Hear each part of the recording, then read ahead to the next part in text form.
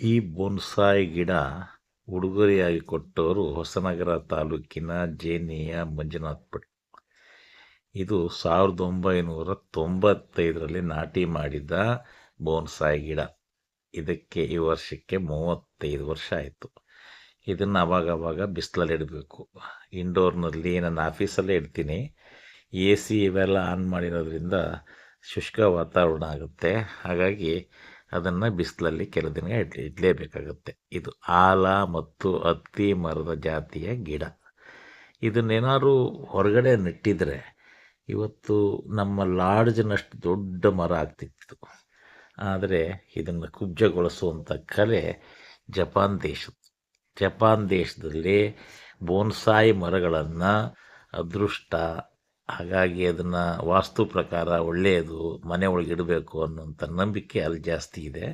ಇತ್ತೀಚೆಗೆ ನಮ್ಮ ದೇಶದಲ್ಲಿ ಕೂಡ ಇದು ಹೆಚ್ಚು ಹೆಚ್ಚು ಬೋನ್ಸಾಯಿ ಗಿಡಗಳನ್ನು ಇಡ್ತಾ ಇದ್ದಾರೆ.